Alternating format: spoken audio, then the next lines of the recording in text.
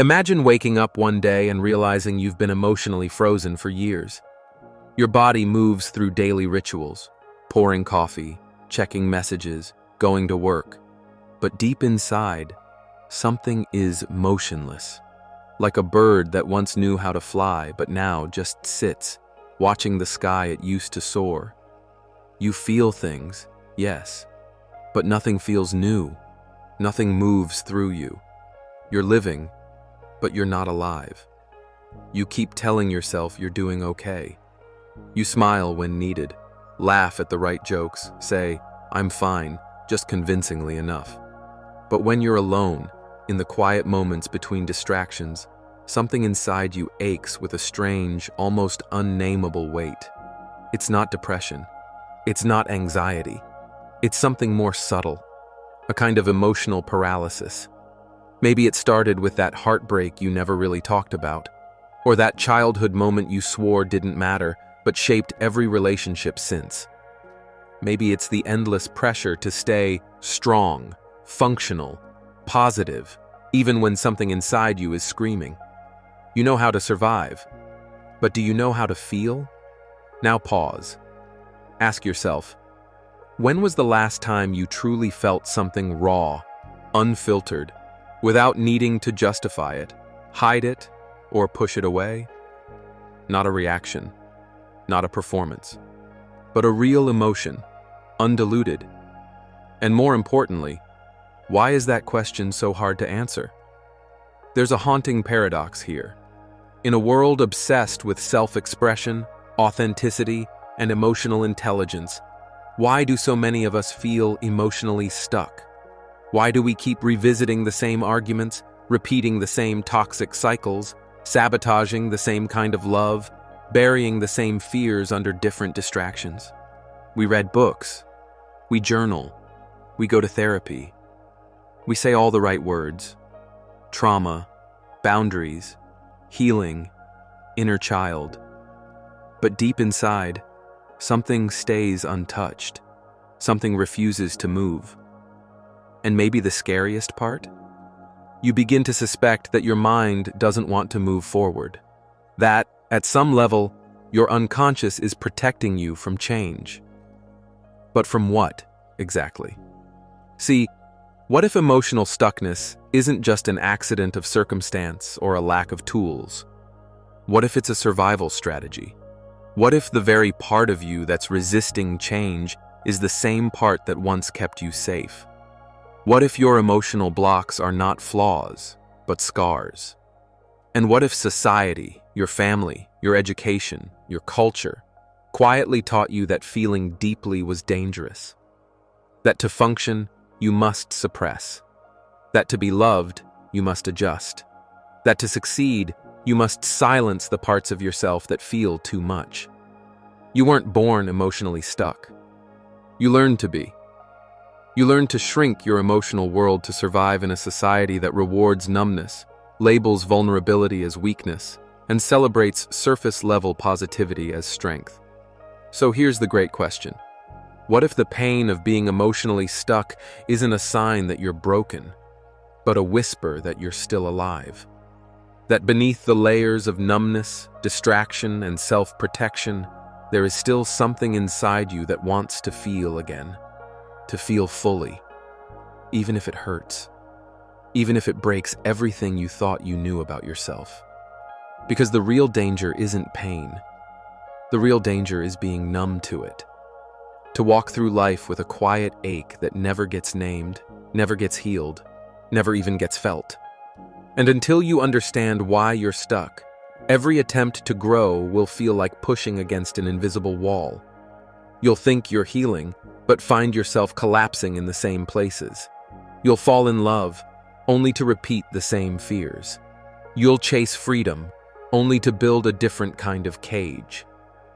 So what is this invisible wall made of? Why does it seem so hard to feel, to move, to change? To answer that, we must go deeper, not just into psychology or trauma theory, but into the philosophical roots of what it means to be human, to protect ourselves, and to fear our own emotions. This is where it begins. not with what you feel, but with what you never allowed yourself to feel. Not with a breakthrough, but with a confrontation. Are you willing to feel what you've been running from? You were taught that emotions should be controlled, but no one told you that unfelt emotions don't disappear. They metastasize. They hide in your reactions. They whisper through your anxiety. They distort your perception, convincing you that safety means staying small and that change equals danger. They become the lens through which you experience love, success, fear, and even identity itself. And the most haunting part? You don't even realize it, because it feels normal. You see, emotional stuckness isn't just a mental block. It's a complex adaptive response, wired into your nervous system, shaped by your environment, and reinforced by your belief systems. Carl Jung called it the shadow, the part of yourself that you exile because it's too painful, too shameful, or too unacceptable to confront. But the shadow doesn't vanish when ignored. It lingers, it festers, and in doing so, it keeps you emotionally frozen, trapped between who you are and who you pretend to be. Until you make the unconscious conscious, it will direct your life and you will call it fate. Carl Jung. You tell yourself you're afraid of change, but Jung might argue you're afraid of yourself, of what you buried, of what you'll find if you start digging. Because behind emotional stagnation is a simple, devastating truth. You have never been fully allowed to be who you are. From early childhood, you learned which emotions were acceptable and which were dangerous. Anger was punished, sadness was dismissed, fear was mocked, joy even was regulated. Don't get too excited. Calm down. You're too sensitive. You internalized these messages and turned them into laws. You became your own emotional police force, arresting parts of yourself to avoid judgment, rejection, or abandonment. Arthur Schopenhauer once wrote that human beings are driven not by reason, but by an unrelenting will, a blind force beneath our awareness. And when that will is frustrated, when it's denied expression, it turns inward, becoming suffering. Is that not what emotional stuckness really is? The will to feel, constantly colliding with the fear of feeling. Desire repressed, grief suppressed, rage muted, the soul gagged by the intellect. But the world rewards that, doesn't it? We live in a society built on repression. We don't say how we feel. We perform how we should feel. Even therapy, at times, becomes a performance. Healing becomes another checkbox, another goal to accomplish. We intellectualize our emotions instead of living them.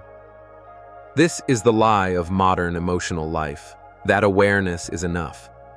Knowing you're anxious doesn't dissolve the anxiety. Naming your trauma doesn't mean you've healed from it. Describing your fears doesn't mean you've faced them.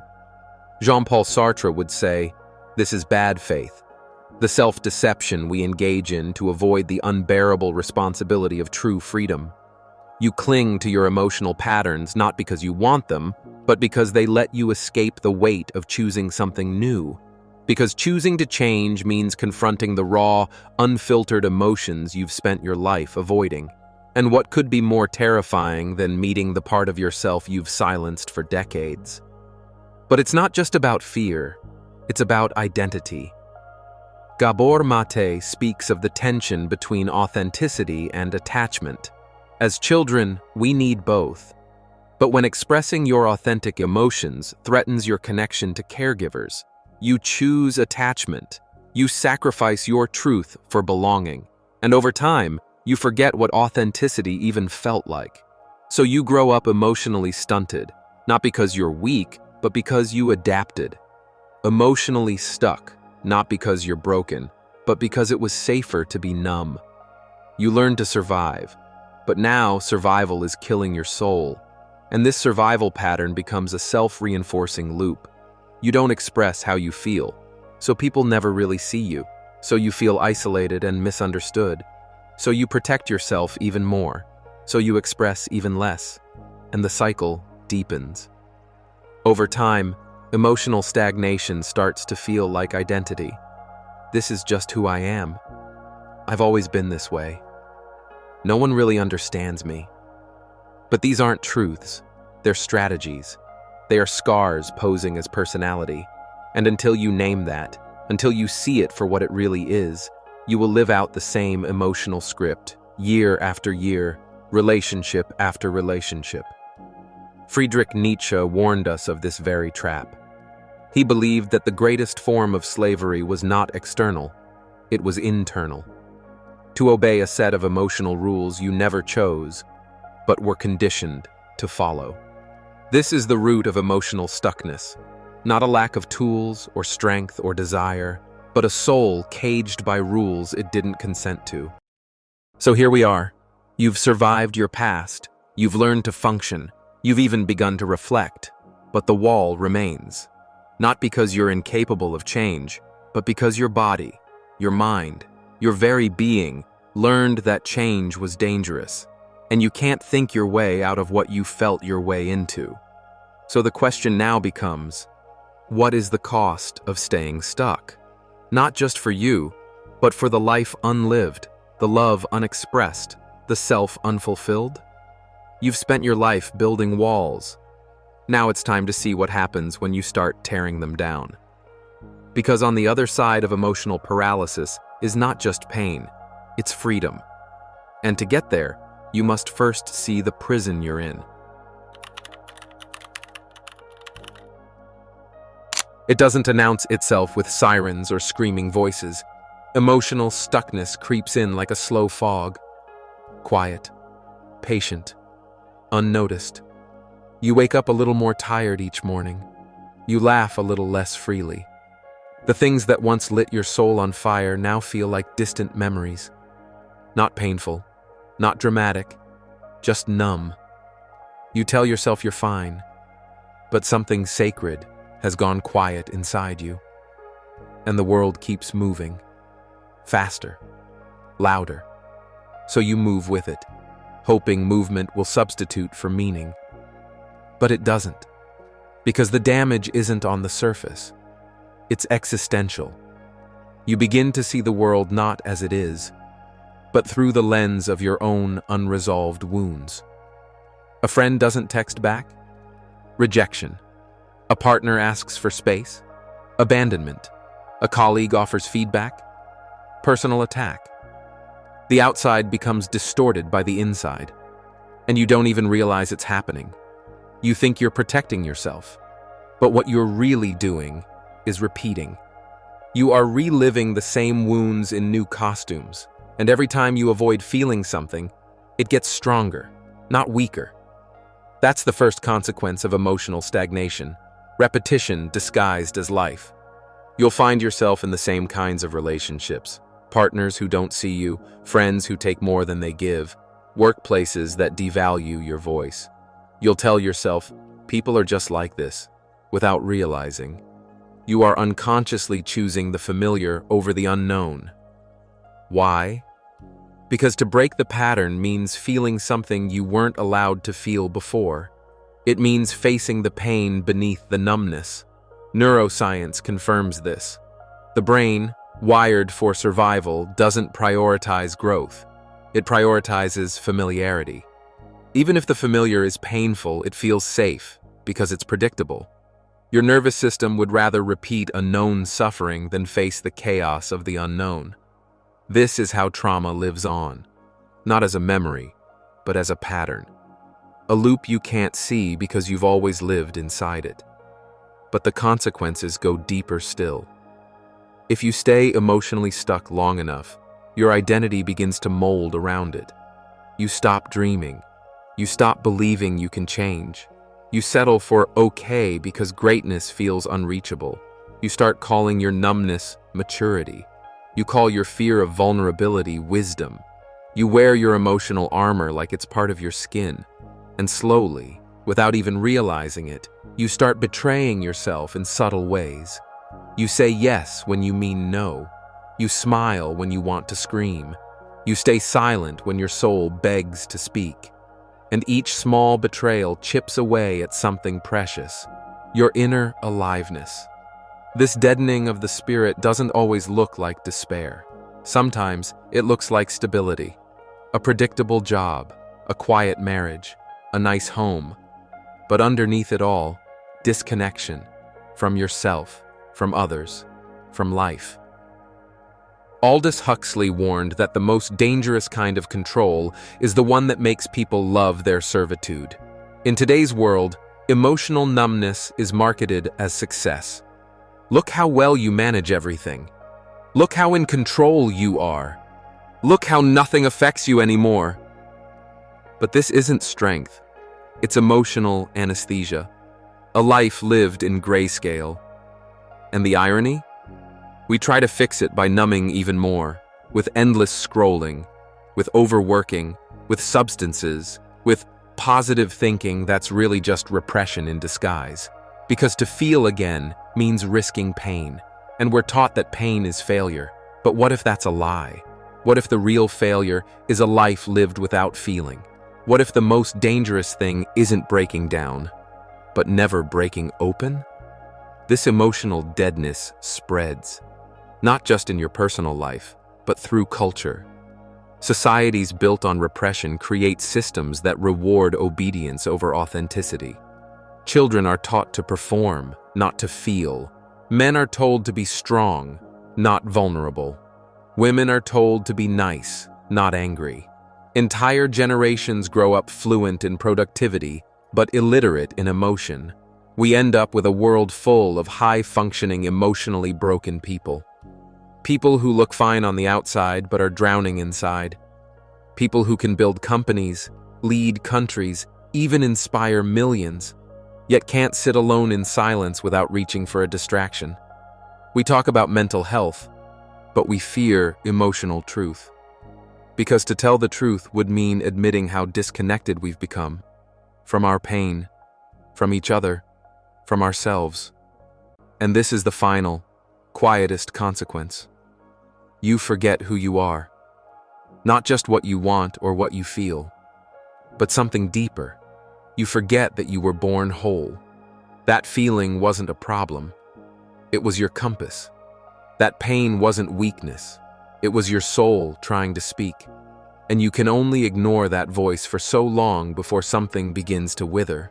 Maybe that's why you feel stuck. Not because you're lazy, not because you're broken, but what if the prison was never locked? What if the chains binding you were made not of steel, but of beliefs, inherited rules, ancient fears, silent contracts you never signed but have obeyed your whole life? What if you could walk out right now? But the only price is this. You must be willing to feel again. This is where rebellion begins, not with rage or fire or running away, but with returning. To the body, to the breath, to the sacred, terrifying act of feeling what you've buried. It starts small. You notice the tightness in your chest you've ignored for years. You allow the tears to come without needing to explain them. You stop trying to fix your sadness and begin listening to it. This is not self-help. This is not another 5-step plan to upgrade your mindset. This is emotional revolution. A quiet inner uprising against every lie that told you feeling was weakness. And like all revolutions, it demands sacrifice. You must let go of comfort, of perfection, of who you thought you had to be to survive. Because freedom doesn't come from bypassing pain. It comes from moving through it. Carl Jung once said, "There is no coming to consciousness without pain." And this is why most people stay stuck, because the path to liberation hurts before it heals. But here's the paradox. The moment you finally feel the thing you've feared the most, something miraculous happens. It loses its power over you. What you name, you reclaim. What you face, you free. The grief you avoided, it softens. The anger you feared, it becomes clarity. The shame you carried, it dissolves under compassion. And suddenly, you're not the same person anymore.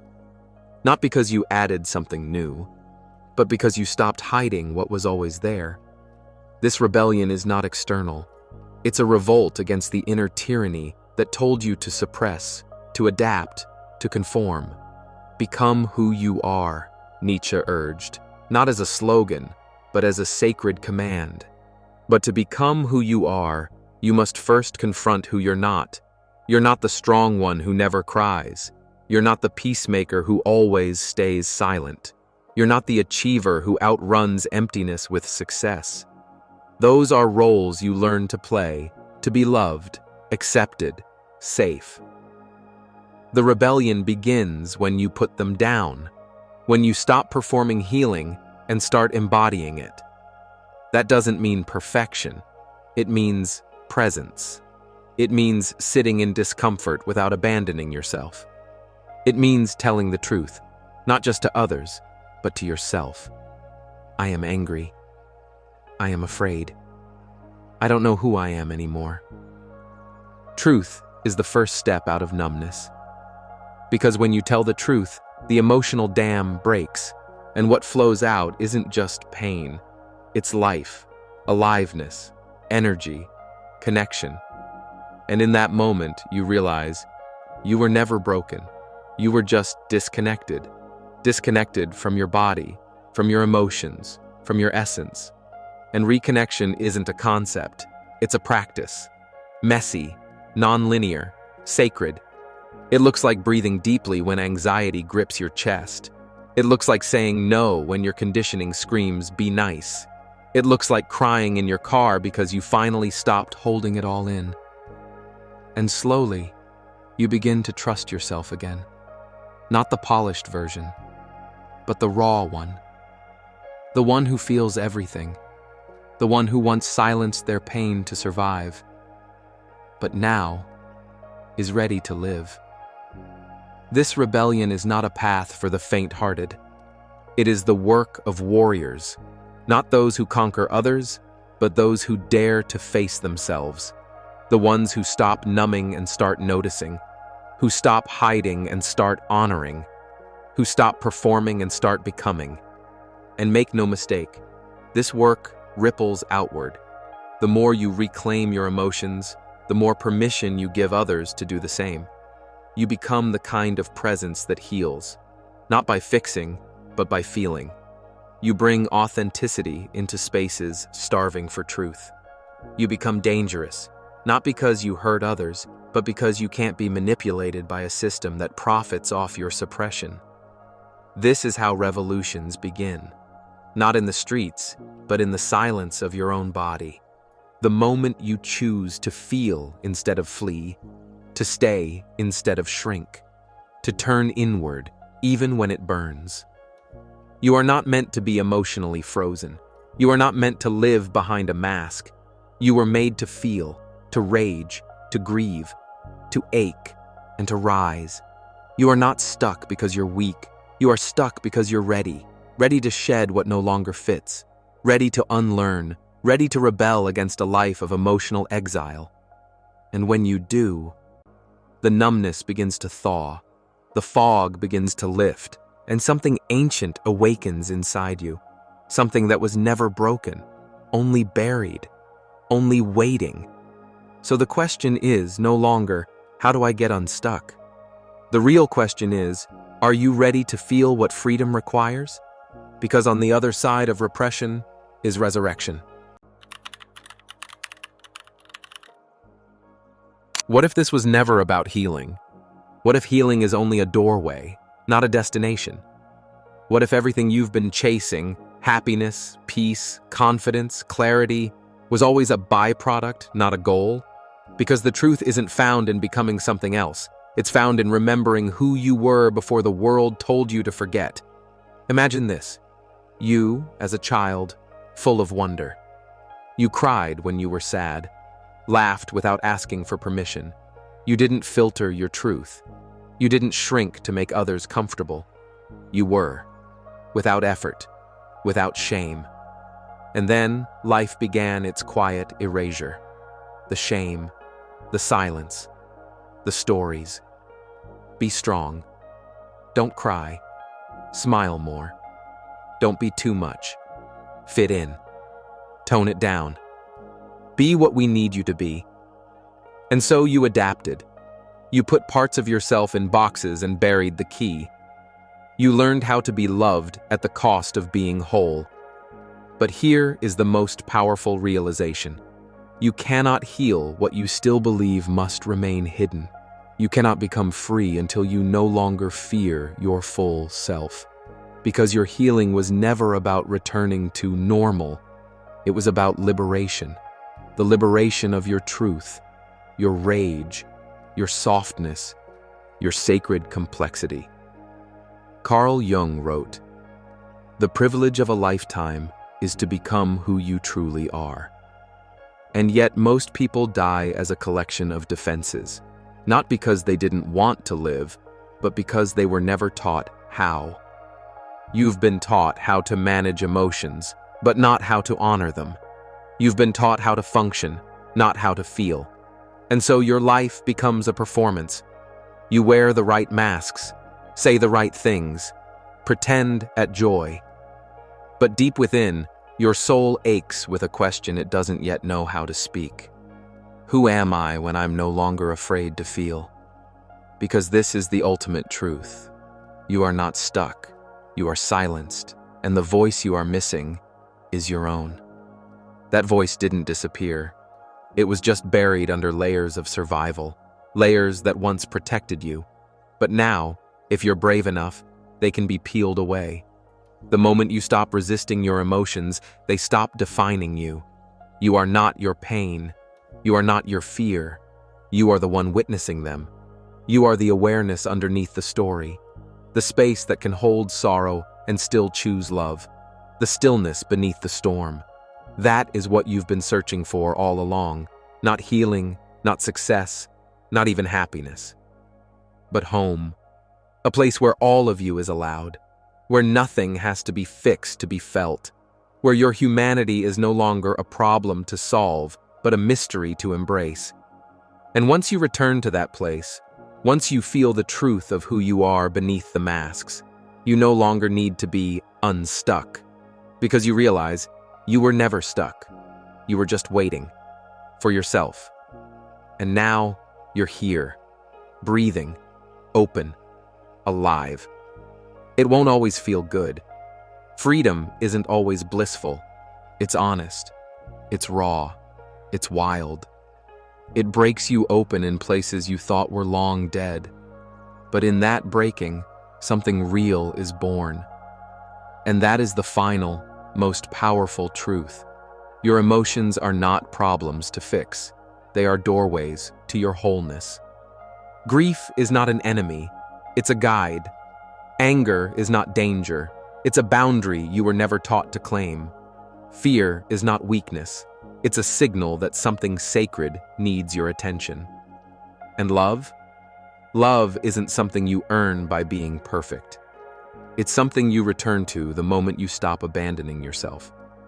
So now the question isn't, how do I become whole? It's, are you willing to remember that you already are? You will lose people. You will outgrow roles. You will shed skins you thought were you. But in that shedding, you will finally meet the one you've been searching for. Not the version of you that's healed, not the version that's fearless, but the version that's honest, unapologetically, beautifully, emotionally free. That's not just healing. That's transcendence. So here you are, at the edge of something irreversible, not because you've fixed yourself, but because you've chosen to stop hiding. And now, life can finally begin.